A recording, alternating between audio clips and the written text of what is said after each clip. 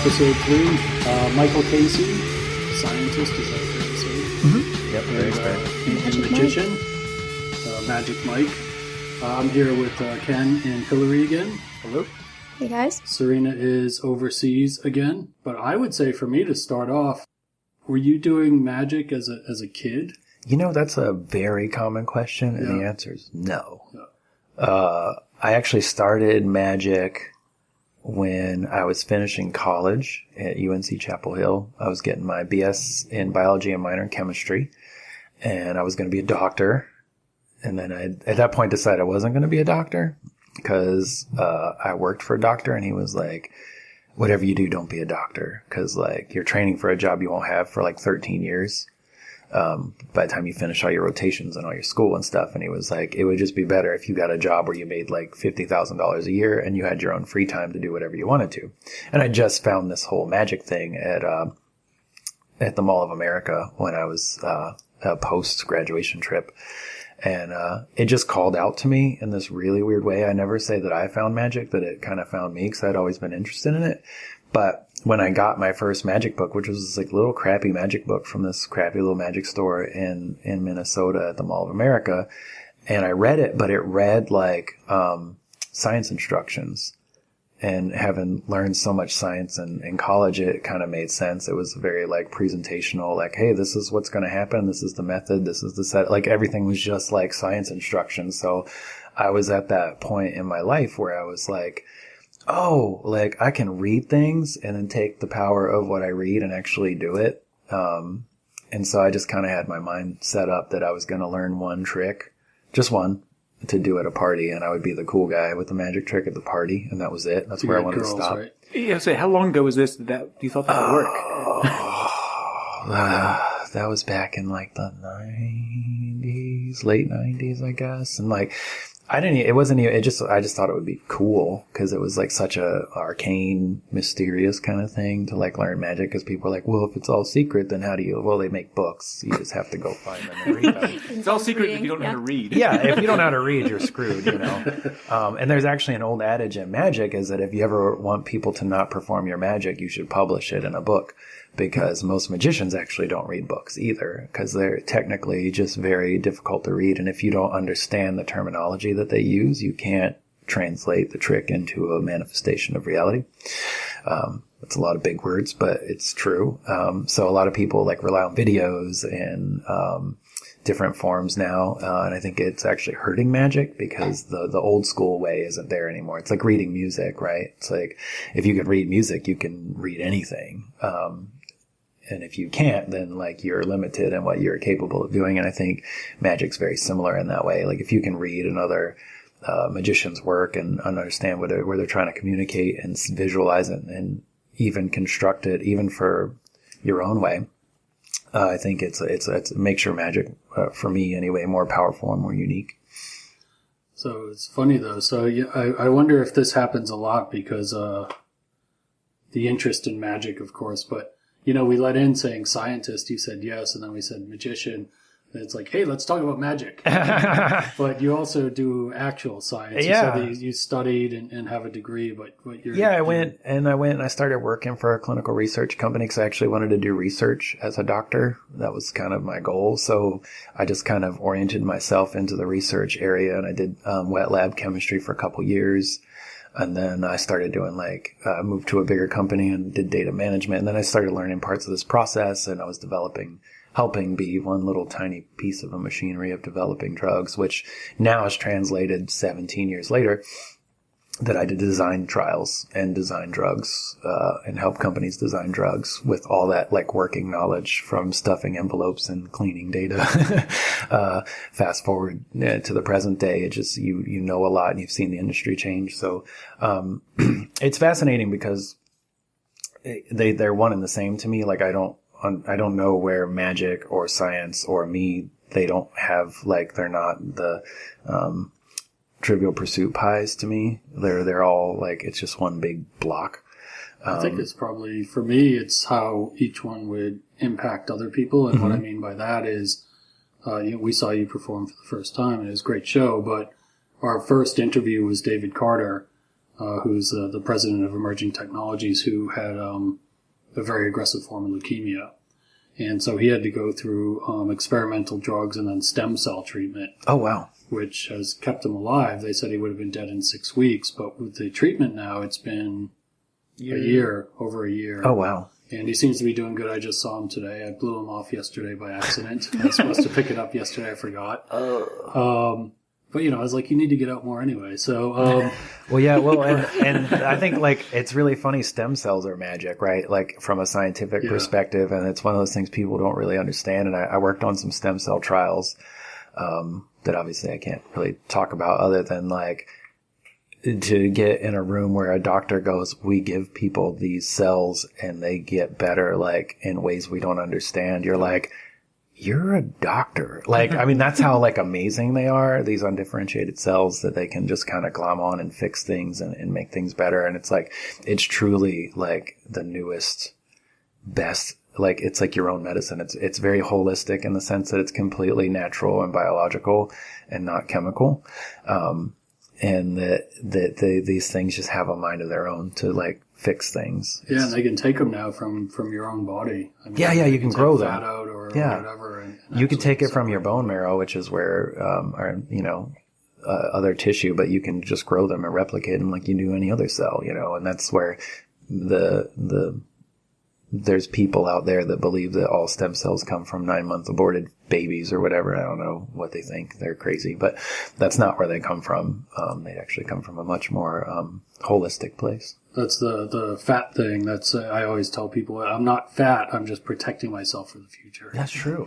For the zombie apocalypse. I'll be able to harvest all kinds of cells out of courage. Yeah, that's right. Just like, we're like, what do you need? What do you need? It's like a junkyard in a sense. Like, what do you need? You need a liver? You need a spleen? No one needs that many scrap parts. Yeah, scrap parts.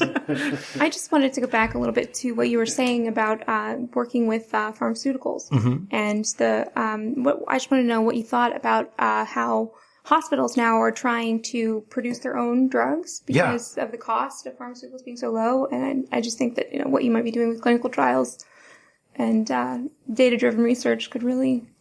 Yeah, it's funny is because that's where people are doing their own data-driven research, right? And they have their own pools of people working on stuff, and a lot of them, and they're called investigator-generated trials.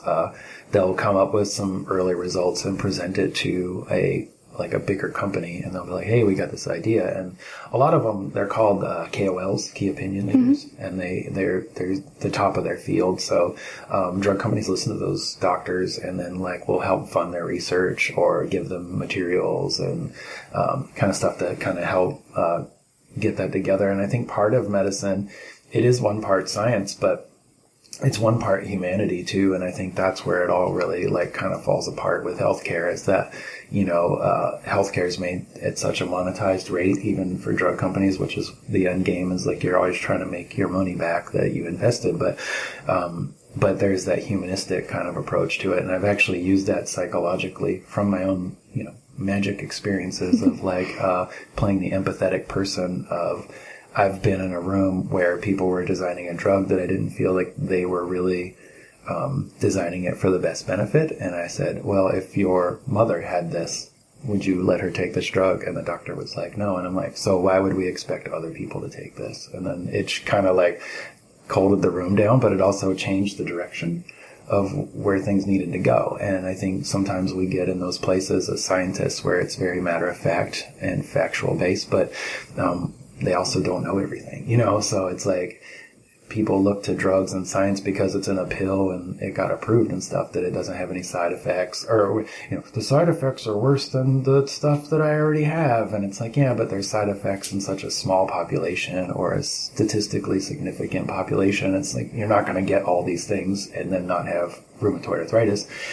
You're going to, maybe have some of these, mostly have none of these things, but there's so much money and time that goes into that. One drug to develop could take $600-800 million to go from whatever over a span of time. So, drug companies are really fronting the cost for that, and which is why I feel really passionate about my job is that I'm there to help them make it better, and help them think outside of the box so that they don't go down weird pathways for their ideas. And like we were talking about before, you train scientists to think differently about how they come up with these things. You talk a little bit about that? Yeah, it kind of comes from the talk about the magic part. When I think about magic, I have to think about things from multiple perspectives, right? There's the technical perspective of what I have to do to perform said magic, and then my own knowledge around what I have. But then there's also what I see. That's a whole different thing. And then there's what the audience sees, right? And then there's what the audience experiences. And so they're all held in the same weight, because at the end of the day, it should just look very seamless. Like, this just comes out and this is a thing and everybody has a thing. But it's actually a highly refined machine, in a sense, that there's all these little gears that kind of touch each other. And with science, when I was asked and approached about doing this job, it was kind of the same idea. It was like, their gears are already in a certain orientation, and my job was to kind of come in and use data and a new way of thinking to kind of get them to change a gear or two, and say, oh, this could run faster if you do this, or switch that out. So with training scientists, I really push them to have no rules, which is really hard for them, because they like to have rules. So one of the things I always tell them, I'm like, there are no rules. We're making better drugs.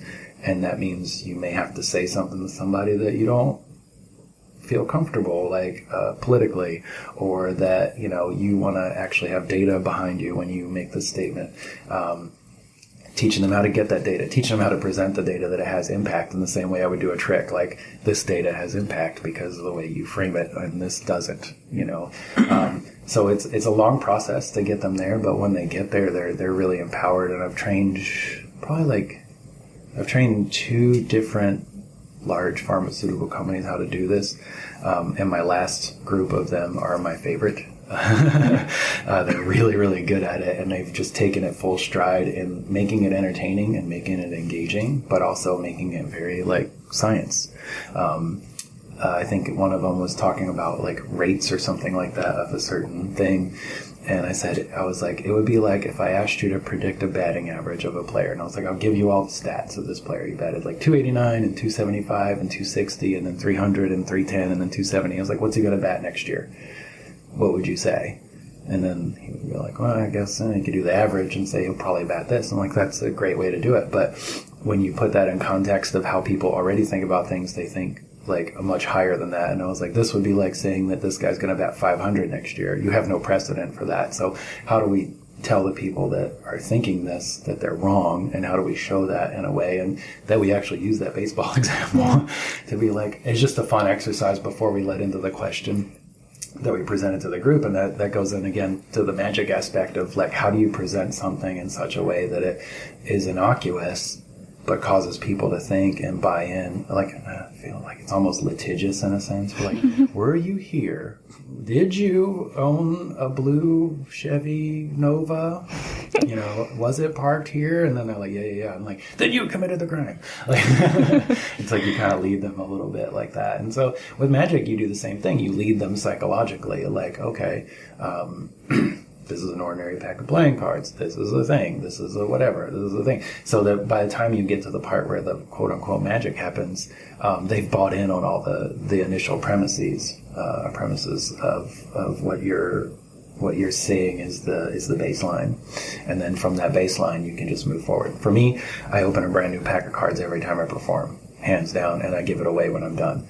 Because there's no questions at that point. I don't go and I just buy them from Sam's, but there's no questions. If I just come in there, open it, and I take out the stupid cards, and then they're jokers, and then they're all in order, and then you start doing things with them that are supernatural in a sense, and then you give them to them, and you go, okay, and then they go, oh, whoa, that must have been real, instead of me going, here's a really old tattered pack of cards, blah, blah, blah, and I'm putting them back in my pocket, and I'll see you later. Never wanted to be that guy. I think the psychological part. So you said a couple of things which I think are interesting, and one of them is numbers are. I thought of this today. I can't remember what it was in regard to, but they're a fantastic insulator, good or bad. Oh yeah. So you can use numbers, right? There's the old cliche: there's lies, damn lies, and statistics. And so when somebody says, "Oh yeah, there's side effects on this, but it's only in 0.1% of the people that take it." Again, to your point about what if your mother fell into that, what's the impact of that? And I think in magic, in a way, you're also playing with numbers, right? Oh, yeah. So you're getting people to buy in. You're showing them exactly what you're doing, but they're seeing something else. Exactly. Because their brain has been taught to think 1 and then 2 and then 3 and then 4. And what you're going is like, look, 1, 2, 3, 27. Yep. And then we're back to 4, and you're like, wait, how did that happen? Yeah, no, that's exactly right. It's like when you said the damn lies and the statistics gig, it's like that's kind of what magic is, right? Because in statistics, you can what they call p hacking, where you kind of like manipulate the statistics to get a thing. So that's where they'll go like, chocolate causes arousal in men over 50, and it's like, well, when you p-hack it, maybe it's like because you took like 50 dudes from some study where they ate chocolate but there might have been 10,000 or something, but you're reducing your sample size. And magic's very similar in that like you're manipulating the context by which something is going on under the guise of it's not being manipulated at all. And I think pop science is a big purveyor of that, where they're like, drink 4 glasses of wine a day is like going to the gym. And you're like, well, no, it's not. I don't know where you got that from, but like that's how people think. And they just want simple, and I think where magic delivers that is it's such an old form of entertainment, and it's been around for so long. But it's based on the fact that, and we were talking earlier about ghosts and things like that, that people have this need for something bigger than themselves and higher than themselves. And I think magic and science and stuff like that kind of merge at that point, right? Like, because before you could call something science, it was called magic. Right, like whether that was like a voodoo doctor healing somebody by rubbing, what he didn't know was aspirin on a wound or whatever, or what have you. I don't know, like traditional medicine, but way traditional.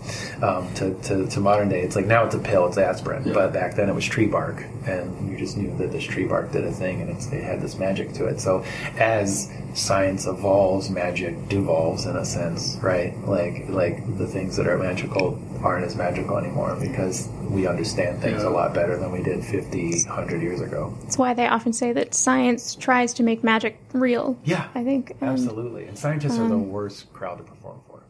and the best. Do they try to pick everything apart? The assumption. No, they buy into all the assumptions. I love it. And being a scientist, I manipulate their assumptions constantly. Like, it's just like... But I think also though, technology, part of science and technology is progressing or devolving depending on your point of view, but it's pushing boundaries or allowing you to push boundaries. So I would think, like I said, we were messing around with this polymer upstairs that turns into snow when you hit it with water. Right. And so in a way, it's kind of like, okay, as we get more technical, as we get more scientific, we lose some of these tricks that we used to be able to play on people because they see them more and they get used to it. Yeah. But you've also opened up a whole other side of the world because there are these materials, there's things out there that the general public is unaware of. But if you have the right prescription writer in a chemical lab, you might be able to leverage some of those things. Yeah, absolutely. To some extent. Well, and what's interesting about that is that, like, stuff becomes magic for a while, and then it becomes commonplace. Yeah. There's a lot of magicians that deal in the technical area. They do like iPad-y type magic and like pull things out of iPads. That's not my deal. I don't really like that. I like a really classical form of magic, mainly like cards and mentalism. Mind reading is kind of my favorite thing. So, we're talking about how do you go about thinking about a new trick? Oh, well, so it's funny. You learn a lot of different forms of magic and different disciplines, and each one of those disciplines has their own techniques and their own rules and their own kind of things that allow certain things to happen, right? Like the sleights of hand or whatever you want to say. And so you learn these things, but out of context, they're just a thing. It's like playing a note.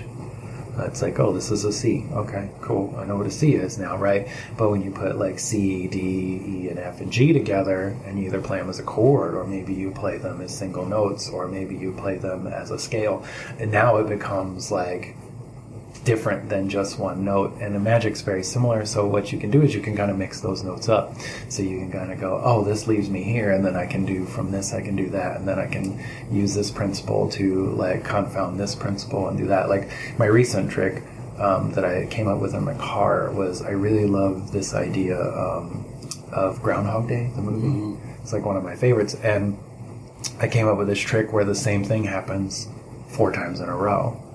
And then at some point it was like, oh, I can do this one trick that leads into this, that kind of sets up the paradigm of what I'm getting ready to do, and then the idea of time traveling. And then constantly I had learned things over like 5 years. I had been just like collecting different like tricks and moves in my mind, and then all of a sudden from 4 different creators, little tiny pieces of their magic, I was able to put together to make a new piece of magic out of it. And it just gets more and more impossible as the trick goes on, and it was like kind of like Groundhog Day, and I get to kind of tell a story about Bill Murray and like his like, oh, he didn't think much of it, and then boom, and then like he tried to do something different, and then boom, and then it was like boom, boom, and then it gets to the point where people are like, at the very end, you're just like building up the suspense, and then it happens right when you least expect it, and everybody's like, like, oh my god, that sucks, or like, it's so incredible, or whatever.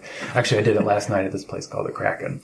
A lot of my friends used to see me out at the rock clubs and stuff performing when I was much younger, and they don't get to see it anymore, but they see me traveling and doing magic, and it was really nice to be in a room where they were like, we don't get to see this anymore, like this is so special, thank you for sharing it. And that trick was one of those, and it was just really, really nice and flattering to like work on stuff and you not know, like you perform it, and then like just as people have seen you for like 10 years do magic that really like blow them away, and they're like, oh, grabbing their heads and buying you whiskey, which is always the upside of magic. So we were talking about your shows before. Do you like headline, or you just open? What do you typically? I like to open. I've opened for a lot of really, really great bands. Which I think is that I never thought to have a magic show open for a musical group. Yeah, most people don't, and I think just having so many band friends, they always ask you. And then I was challenged one time by this band, the Front Bottoms. They were like, "Oh, you're coming to the show tonight?" And I was like, "Yeah," because we're friends. And I saw them play to 50 people. Now they play to like 4,000 and 5,000. They're like really big, and they're lovely, lovely human beings. And it was for this band, Say Anything. They were open up for Say Anything, and they were like, we want you to open before we play, like 10 minutes. Can you do 10 minutes? And I was like, yeah, I mean, it's sold out show. I'm kind of nervous, and it's all these punk rock kids, and it killed. And then that turned into, they flew me up to New York City to play in front of 3,000 people at Webster Hall, and it went over really, really well. And then like other bands see it, and then they're like, I want that. And so like I've got to open for like Frank Turner and Joyce Manor and Modern Baseball, and it's just been really, really kind of amazing to have like people go. It's so different because it's not another band you have to sit through for 45 minutes, right? It's very engaging. That makes sense. Like comedy. Yeah. Right. But I think even more engaging than comedy, because I rely on the spectators to be the amplifiers of what I do. It's because it's a very personal experience, magic for me. It's not me getting up there and going, oh, here's nothing, here's a card, here's nothing, here's an apple, here's nothing, here's a tiger. That's like not my style. My style's more about... So there's no tiger? No tigers, sorry. Maybe in your mind we can make one, but like I just really like to get people up and let the people be the show. And it's not... I'm more of a facilitator in that regard, but it also becomes more impossible because you're dealing with people's thoughts and then their reactions and how they act and their own psychology, and their own timidness or their own brazenness, and then it gets to be fun and people are like, oh my god, you called my sister up and then told her what her like first pet's name was, and you're like, yep, it's kind of a show, like I love that. I'll tell you, I didn't know what to expect because I had seen clips of you doing sort of the card stuff, in small and they're really old, by the way. Yeah, no, I mean, it's cool, but I was like, oh, he's going to be on stage. I'm standing in back, but you actually had a, obviously very good, but I mean, it was big enough to fill that space over at Cat's Cradle where it was. So that was really cool, but part of it, getting back to the psychology, is, of course, your own psychology. So what I was impressed by is one of the things I've seen, I think, with every magician I've ever watched, and I could be wrong about this because I don't follow it, but you're able to carry yourself confidently, which you have to do, right? So you're basically a salesperson up there. Yeah, a little bit. Yeah, and so, Selling yourself. Yeah, it's selling the trick, right? So you're not expecting this to happen, but I'm going to make this happen. The one trick, I can't remember if it was the last one or not, but with the big nail. Yeah. That's that's one of my most feared tricks for myself. Yeah. Like I can't. I used to could get up there and wingding like my smaller shows, but getting to be more professional over the last 5 years or so, you want to really kind of focus on these moments, because that's really where the magic happens, right? It's in one single solitary moment, in that bag trick. It's called the spike trick, and if you look up spike trick gone wrong, you'll see some really horrific versions of where that has been miscalculated, because I think people don't treat it with the same amount of respect.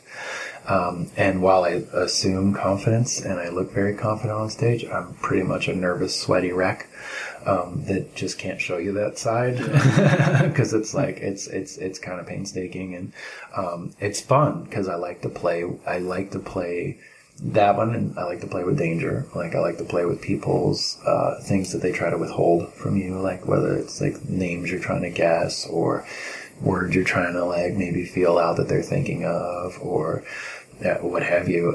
It's a fun game for me and you get to let another person be the spotlight, because it's really about them. It's not, if I get it, it's great, but it's really about my interaction with them on stage. So psychology in that sense becomes very important with picking people. You have to be really good, and most of the time, psychologically, if you want to know the truth, you pick a person who doesn't want to be on stage, because they will follow everything you say to the letter. They're hanging on your every word because they don't want to be there, so they want to get up there and get their thing done, and then just they're so timid. I made the mistake of getting an over anxious person one time who ruined one of my tricks on stage, opening for Pete's Antique many years ago. And then I had gotten it right, but they said it was wrong, and it wasn't wrong. But then how do you change 800 people's attitude about and I just kind of played it off. I was like, oh, it didn't work. And then when she went back to the crowd, she was like, oh, I'm so glad. I've always wanted to mess up a magician. So totally she was a magician heckler then. Yeah. But she was the one raising her hand and jumping up and down. And I was like, at the time, I was just kind of learning that kind of dynamic on stage. It's like, yeah, come on, get on up here.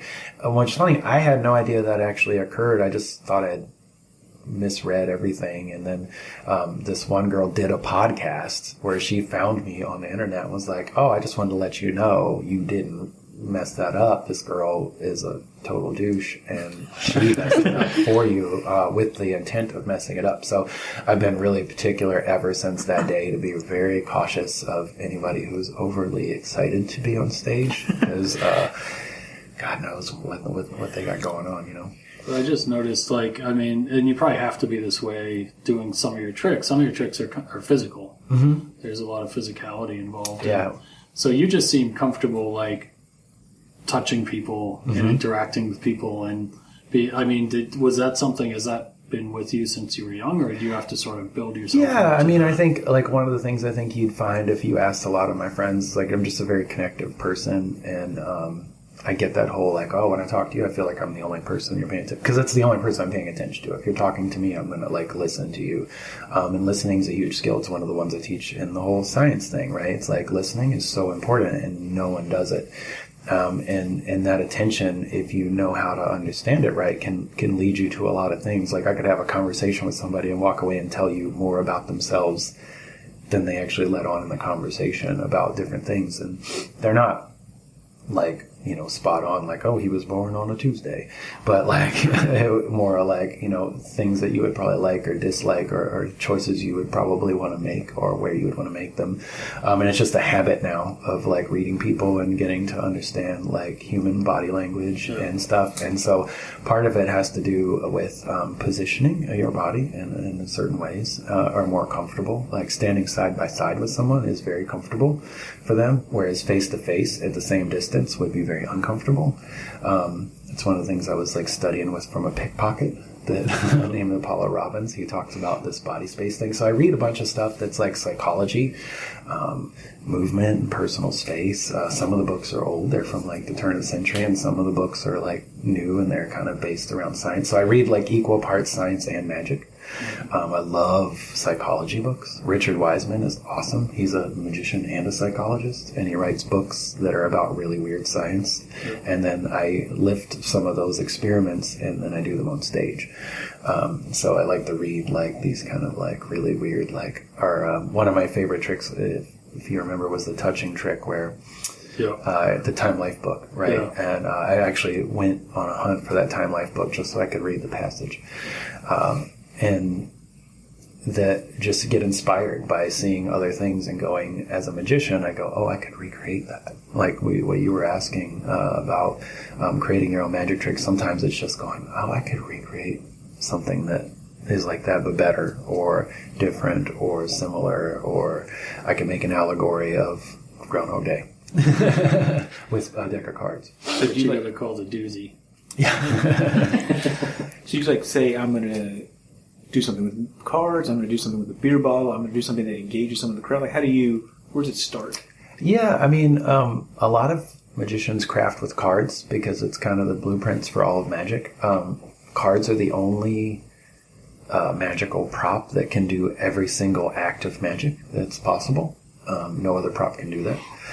So cards, you can do divination and transpositions where they switch places. You can like make people think of cards and divine what they're thinking. You can penetrate, like make cards disappear, appear, produce, and vanish them. So they're like they encompass all the rules of magic, of possibilities, of effects, which there's a limited scope of what they are.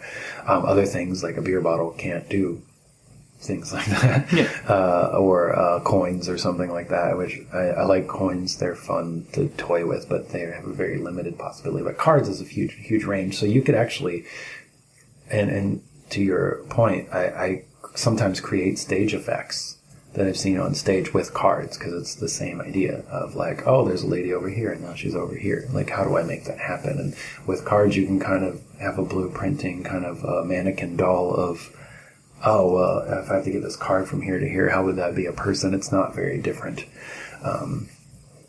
They have to run or whatever. You know, I don't know what the tricks are. I don't do stage illusions, but you have to kind of think like that. So the paper, in the sense, cards can help you like blueprint out the way a trick goes. And so how do you think that thinking led you into your actual work, your actual job? Yeah, well, I was doing magic before I got into my actual job, but I kept it. Well, I didn't keep it a secret. I was like so pumped about it. And I would do magic for anyone who wanted to watch. And so I got like the kind of the notoriety for the guy that does magic tricks, right? Which lands really well with most people. Probably not your bosses who can't stand you because you're fun and charismatic and you're not taking it as seriously as they like. I don't know. I've always had run-ins with authority, and now I am the authority, which is kind of fun to be like, oh yeah, I've suffered all you fools for so long, and now I'm in the position where like I don't have to suffer you anymore.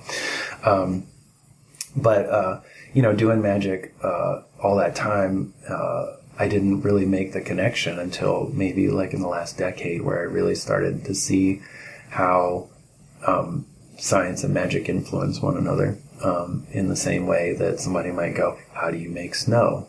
And like, you might sit on that idea forever and then you find this thing like, but if we do this and then just make a few tweaks, you can kind of start creating things. So, I think a lot of the good magicians were scientists. There's a few of them that were doctors that were really great card magicians that I really love. Some of them, and then some of them were just like guys. So it's an art form that, calls you out. I think it calls to you. I think people that do it as kids are great, and I think that's awesome, but I also don't, as a child, you understand the world enough to really present magic in an impactful way, because you're always going to be a cute kid that does cool tricks with cards and that lands flat.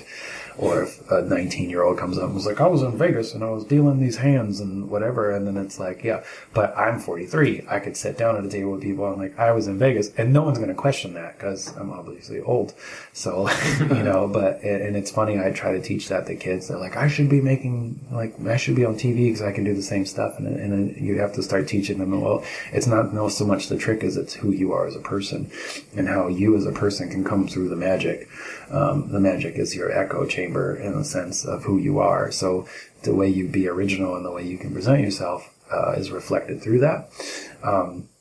And I think, not dissimilar to science, right? Like, companies that are really good for people and stuff, their people are a reflection of that company, and they live and they exemplify that through a channel in a sense.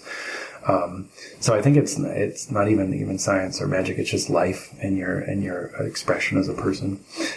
Whether you choose that to be scientific, mathematical, musical, artistic, it's kind of all the same person. It's like, what are you bringing of yourself into this thing that you're doing?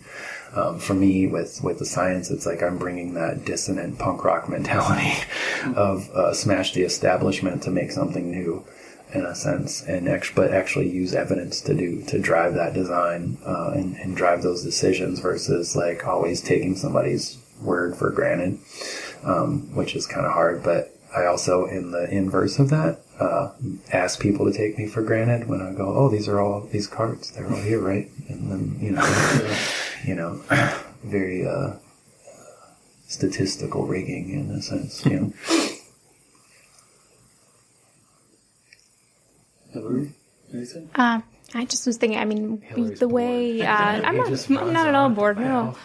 I just don't want to interrupt. I just think that a lot of what you're talking about using your skills to direct people's attention can be so applicable to the way you use data and the way I think that endows you with a lot of power that requires, a really strong, I don't know, not a Hippocratic oath for magicians, but kind of like that. Yeah, to use it for good. Yeah. Because, at the end of the day, which is really good about what I do in my job, is I don't have any partisanship to any company. They're hiring me to come in there and kick the tires and jump up and down on the couch and, really beat it up. So my job is to point out the flaws and unabashedly point out the flaws. I'm not scared to tell anybody what their flaws are at all. And if I have data to back it up, even better, whether that's, I've asked 5 oncologists what they think about this, and they all say, this sucks, we should change it. Or if it's like, I've looked at the last 10 years of this medicine being used in clinical trials, and this is what it looks like, and it doesn't look what you think it does.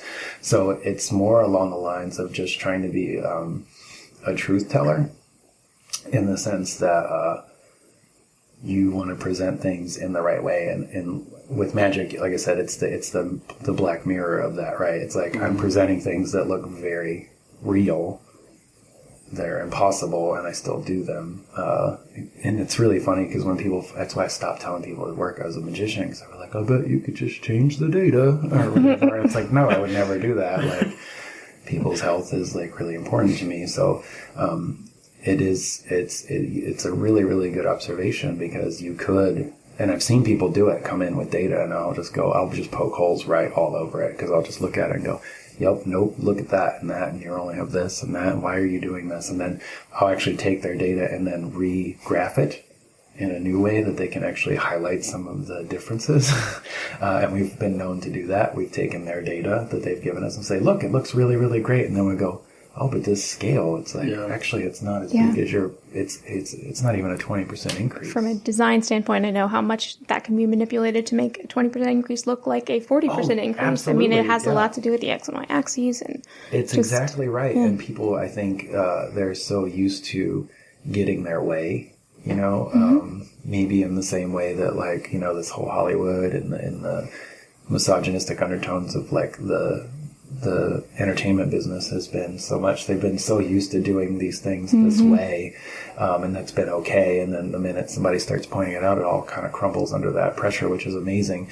But I think science suffers not in the sexual misconduct kind of way, but almost in the scientific way, in that, I think sometimes they kind of maybe they're looking at something so long they want to see benefit, or they want to see this thing, and they need somebody from the outside to kind of smack them around and kind of go, no, like, if you really want to see benefit, ask this question, not the one you're asking here, you know. Yeah. How much do you think, I mean, it's driven by funding? Because I think that's a huge problem with the pharmaceutical industry, is that it's much easier to get funding for things like Viagra than it is for things that might actually help ovarian cancer or something. Yeah, I mean, I don't think that's true. I think that's definitely like a layperson's kind of view of it. I think like everybody really wants to help people. I think one of the most biggest breakthrough drugs was this hepatitis B cure or hepatitis C cure or whatever that they had. And then people were like losing their mind. They were like, it's like $80,000 or something for a treatment. It's like, it cures you of hepatitis B. Like you were going to die of this disease, and you knew you could pay $80,000 and be cured of this disease.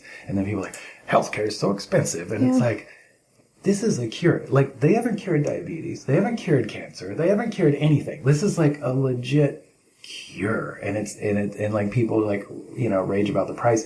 Viagra, a really funny story. Viagra and, what was the other one? Cialis or whatever, which actually is even better than Viagra. A lot of those were actually heart drugs that they were testing to do, and they didn't really affect the heart, and they were safe. But one of the side effects that, you know, we often see a lot of times actually was arousal, blood flow, because of the way it works. I think we all know. And then they kind of were like, well, maybe there's something there, and then they turned out these things. So this thing that was going to be a throwaway drug that they were just going to kill, they kind of looked at and were like, oh, maybe there's a thing. And then you ask that question instead of the heart questions, then you can kind of get to a place that's a little bit different. But it's very interesting. I didn't know that the initial research was not for. Yeah, for that's cool. Both of those were just like this drug that like was for the heart medicine. That turned into something else. Same with Rogaine, I think, was initially another drug, and then it regrew hair as a side effect. I'm like, oh, we could just channel that. But also, 90% of drugs fail.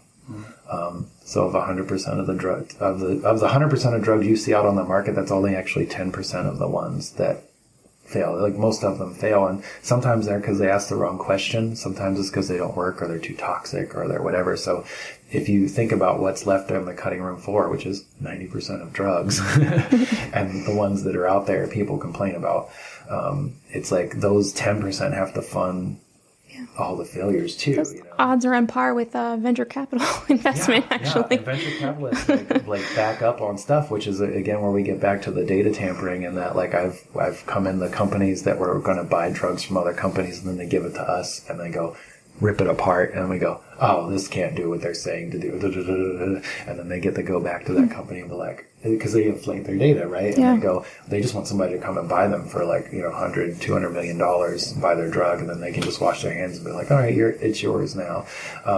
So there's a lot of that goes on, but I see a lot of really, really good, extremely good work going into a lot of indications, and, you know, being on that side of development, you realize how many people like have like these diseases, like lupus and actinic keratosis, and I mean, not to mention the cancers, which is entire divisions of companies. You know, there might be like 15, 16 ovarian cancer drugs like being researched at one time, but not all of them work, or maybe they don't work as good as what's already out there, so that it gets shelved. You know, it's like it can't be better than that, so they have to like, you know, proverbial shoot the horse, and it's like, well, because what's out there is what's out there, and it's just as good as that, but nobody's going to switch, so why would we spend hundreds of millions of dollars in it? So they just kind of push it off the side. So is someone taking those 90% of drugs and looking at them through a different light? Yeah, that's actually this thing called the orphan drug industry. There's people that kind of watch drugs and watch how people are developing them, and they're scientists, and they're kind of maybe in a similar way they're doing what I'm doing. They're thinking about it a little bit differently, and they'll wait for that drug to either go off patent or like kind of swoop in and buy it for real cheap. Like, oh yeah, we're going to do this, and then they'll develop it. And there's been a couple big breakthroughs where people have developed a drug in a new direction. Can you cite an example of one that did something like that? Or? No. Okay, No, that's it's cool. safer to say no. We'll just cut that out. Don't worry. Well, no, it's fine. Like, it's just, it's one of those things where, you never know, like, legally what got people it. are doing. But people are always being experimental, like, with facilities and institutions and doctors and stuff. So there's a lot of really, really good work and a lot of hard work by a lot of people that goes into all those failures. If someone wanted to donate to something like this to help further the research for good drugs and good research, not biased research or something like that, where would they donate to? I would say, there's a lot of charities and things like that, like the American Diabetes Association and American Heart Association and lupus patient groups and stuff like that kind of have formed this really nice empathetic with the patient kind of groups, and drug companies are listening to them now, and they have been for several years. They go to these groups and like, what do people with lupus think of this, or what do people with this think of that? And so it is really, really important to kind of support those type of things, because those people really drive how the larger companies think, and they have such a presence and a weight to them that they can't be ignored. That's great. And companies want to work with them, and they want to, because that's technically their entire patient base too, right? Yeah. So they could be like, so in a very strategic way, it's really good to support those type of groups, American Cancer Associations and things like that. I had a college friend who had lupus, and it was just horrible for her, the pain that she was in. I mean, she had become acclimated to taking Vicodin just every day and was able to function on it. I mean, but that was not a sustainable solution. No, at all. And it's really funny. It's a very genetically driven disease that mostly affects African American women. She was. What was really funny when I was doing this thing, it was like this would be one of those questions that I would ask. They say, "Oh, it's really." Bad in African American women, and then you start looking and you're like, oh, we could do some of these trials in South Africa or other places, and then you start to realize, looking at some of the demographics and the data, and you're like, oh, and then you find out it's actually because of race mixing that causes some of this genetic stuff. So a lot of people in South America have it, a lot of people in the United States have it, because of all the blending that has happened over the hundreds of years has caused this thing. 0 people in Africa have it. Really? So it's like really it's really unusual. In the same way sickle cell anemia works that way, right? So there's a lot of really interesting trends that, again, you get to uncover with data, but you have to be willing to look for it and kind of see it. That's a huge thing right now. Is actually, we just had lunch with our friend John, who's a scientist he's a professor at UNCG, and the emerging field of study, which is done on, there's underlying genetics, but they're driven by environment, and that's a big deal. Huge. I thought of something. Epigenetics, yeah. Is it? Yeah. But one thing I thought about when you were talking about statistics and just tying it back to magic was, you mentioned, being able to view these statistics in different ways. In a certain way, it's like magic, right? If the trick has to be viewed within a certain angle to get it by, and you look at a different angle and it comes across very differently. Well, and do you trust the presenter, right? Like, if I walk out on stage and you don't trust me, then you don't think what I do is really magic. You're always looking for the flaw. If you're a statistician and you're top of your game and you present something the way you think it is, no one questions you, right? Yeah. So with my role in science and in magic is that I come in to challenge that. I like to challenge it. It's really funny you mentioned UNCG, because every semester I do a show for the psychology students, and this professor has fallen in love with me, and he has me come all the time, and I'll do a show for his students at the end of the semester. And he's taught them all about all this stuff and how it's trickhanery and blah, blah, blah. And then the first show I ever done for him, went in there and did kind of a mini version of my stage show for these 50 students or whatever. And then he was just so blown away. He was like, you just undid an entire semester's worth of me teaching them that this is all not real, and you made it look so real. But it's trusting the presenter, right? So if what I'm presenting to you is exactly as I say, and you have no reason to not trust me, then you should be fine. And then the result's amazing. But if I'm sketchy and I have a top hat or a dummy or a jalapeno on a stick or whatever, maybe I'm not as trustworthy as I see. Therefore, and then it biases your kind of view of that. So that's why I wear all black, just because it's stylish. But it's also I'm not trying to be flashy. I'm just trying to be very... So do you ever like have those kids then show them the trick and then say, all right, now stand there and watch the same trick? Because you'll be able to see what's going on. Yeah, it's really funny. I think you need to be fooled by magic to really get it. And a lot of the effects that I've come to know or I've come to cultivate as my own or be inspired by it fooled me when I saw it. And you go, oh, like, whoa, like, and then you're like, I bought into everything. And then like, you know, I'm either tracking down that book that it's in or what have you. And it's really fun because that aspect of the learning has to happen. You have to be floored by it because it's really hard to be floored by something you haven't seen. Which is why it's really hard to create magic too, right? Like, you don't know what's going to resonate. It might be cool to you, but it might not resonate with people. And how do you tie that in? Like, I could just do magic for myself, and I did for the first 7 years of my career. I just did it for myself, and like, I just thought it was cool. Like, oh, look at myself. Look at this. This is cool. Myself. Look how cool I'm impressing myself. And it wasn't until I showed it to someone else, and they were like blown away. And I was like, oh, maybe this isn't really about me. Like, I have to destroy magic for myself to bring it to other people. Like, I don't believe in magic, in that sense. I mean, I do think there's some things that are really interesting, but like, for me to know everything and how to do everything is what is my pill to swallow to bring magic to other people. So it's like you destroy it for yourself to show it to other people and make them believe it's real, even though maybe at some point, you know, you understand you're manipulating everything for that fabrication, the same way a movie director would, you know. They don't see all the boom mics and the cameras and the people offset, and it's just the Brad Pitt walking in the street.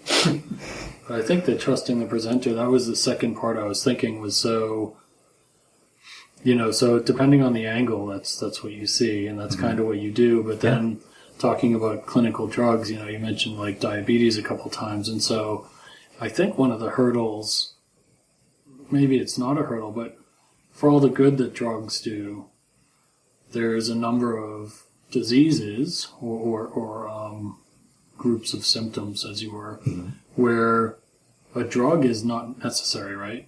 That's true. Part of it for you with magic, like to get as good as you are, you had to invest time and work and energy and put the time in, right? So you want to get good at something, you got to put the time in.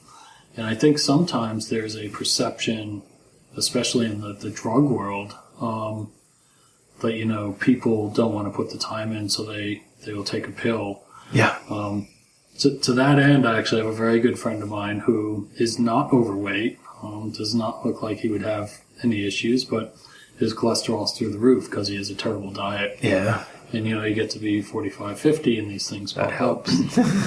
So he said, you know, my doctor wants to put me on these pills and I don't know about it. And I said, I've read a lot about that. Like, if you really just change your diet and exercise a little, you can drop it down.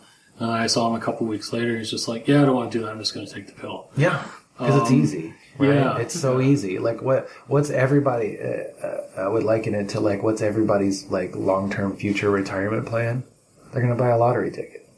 The odds of them winning the lottery are like 0. But like, that's their, they don't think about like, oh, I should put a little bit of my money away every time, like $100 a month. And if I did that for like 20 years, I'd have like, whatever, hundreds of $1,000s. They don't think like that, right? They think about like, well, I'll just keep buying lottery tickets and then one day I'll hit it. And like, they're not going to. But I think pills are the same way for people. They like the convenience. And that's not lost on the drug companies. That's why there's so many pills that they make, because they understand that people are inherently lazy. Which is unfortunate, really. I mean, some people can't help it. Obviously, they're stricken with a bunch of diseases, or they're bedridden, or they have a lot of pain, and they can't exercise or do stuff. But then a lot of times, I think that, like, you know, well, especially with diabetes, I don't think a lot of people that have diabetes, I won't say like they don't have diabetes, but they could use a better diet and exercise and probably, you know, not have diabetes or not have to take all these insulin and metformin and all these drugs that actually help like do the sugar. I think it's a lot of our culture. As our culture is like, oh, there's an app for that, there's a pill for that. You know, these things are just so easy to do, and I think the convenience kind of implies our laziness too. And I think part of that's the magic. It's like when people go, oh, you watch a lot of YouTube videos? I'm like, no, I read books. Like, I put in the hard work, right? Like, that's why I'm here now. And that's why you don't see a lot of my videos on YouTube anymore, because I just stopped. And it was like, I didn't want it out there like that. If you want to see it, you have to work for it. And I'll give you a show. I will give you a great show. But you have to come find me. Like, but in a way, do you feel like, okay, you got to take the magic out of magic so other people enjoy it, but in your job, really, you're doing the same thing, right? Yeah, I'm kind of like, in to try and just, I'm taking the politics out of drug development. Is really what it boils down to. At least show the other angles, right? Yeah, and like show that, maybe you could save money if you did this instead of that. Or maybe if you, went to these countries, maybe this would be more beneficial for you in the long run. It's always trying to help them think of, like, not necessarily where they are right now in the process, but where they want to be in the process, and what questions can they answer now with, say 200 patients versus 4,000 patients later, because that's going to cost you a lot more. So if you were looking at it in dollars, phase 2 trials, only like 150 or 200 patients roughly. But that's where you're asking the first serious question about an indication. So in phase 1, you look at healthy people and make sure it's not toxic. And you pass that, then you go into phase 2, and then now you got to look at patients who have the disease and treat them. But you don't have to look at many, you just need to find a trend or something to kind of keep going. And in phase 3, you open it up to like the whole, arena of people that have it. And so you literally go from like 50 people in a healthy trial, or 20 people, and it's safe, and then you move into like 100 or 75 or 200 or whatever the statistic calls for. And then you ask the first questions. A lot of people are afraid to ask the real question right then and there because they're afraid it'll fail. And if it fails, then they'll kill the drug. So they pussyfoot around kind of asking the hard questions. But then they get to phase 3, which is, 4,000, 3,000, 2,000 patients. So now you're looking at tenfold the expense all the way around. If it cost you $100 to put a patient through, that's, what's 20 grand or whatever on the two, but it's like $2 million or whatever on the other end. So, my job is to try to help them think of it like that. So it's like you say, it's presenting them with a different option. It's like, okay, yeah, but if we ask this now, it'll cost you this much money. Yeah. But if you ask it later, it's going to cost you like this much money. And management's not going to be happy about that. And it's playing the politics, it's playing all the different roles in the drug development process. It's being able to see stuff from other people's perspective, again, like the magic. So it's like I always have to think about what I do from my audience's perspective. So if people do want to come see you, where should they find information about where you're playing, what you're doing? Oh, well... they can't watch YouTube videos. Yeah, I know. Well, they could. They're just old, not good, and they're old, yeah. But there are some up there. You can find me on Facebook at Magician Michael Casey, because it was before I had given the moniker Magic Mike, which is unfortunate for a lot of reasons. And your laughter tells me everything I need to know. Which I make a joke about that on stage every time I get up there. But basically, if you type in Casey Magic, Casey Magic, I'm Irish and I'm a magician, and I think I'm the only Casey Magic out there. You can find Instagram and Twitter and website and how to contact me or stalk me or whatever you want to do. It'll be fun. And if someone listening has a drug company? Don't contact me because my boss would kill me if I did. But no, most people in the drug industry know who I am, which is really, really nice. And they told me one time, they were like, it was a very famous person in the drug industry, and we were sitting on the porch in Florida at a conference, and they were like, Michael Casey. It was like, this industry needs people like you to think outside the box. And he was like, but this industry hates people like you. And I thought he was kidding, and then I lost my job like 2 weeks later. So nice. For that, but then I got a better job. It's like it's always works out, but it is true. It's like I'm trying to bring a different kind of thinking to something that's kind of in itself arcane and old-fashioned. Great. Come up with a fake snow trick sometime. Yeah, I mean, we could totally do a fake snow trick. That's not even a problem. I think the next show needs to be here in the studio here. Well, yeah, so if your listeners are doing that, then maybe they should follow you, and then we'll do a show here. Yeah, and make it all creepy. I always feel uncomfortable when people follow me. Yeah, me too, but like, at the end of the day, I mean, everybody can't follow you. Yeah. Well, I appreciate your time. Yeah, thanks for having me. Oh, yeah, I love all the sciencey talk. I appreciate that. And I'm not sure the date on this one, but we'll let you know. And of course, thanks for your stuff. Well, I'll tell you what's really funny is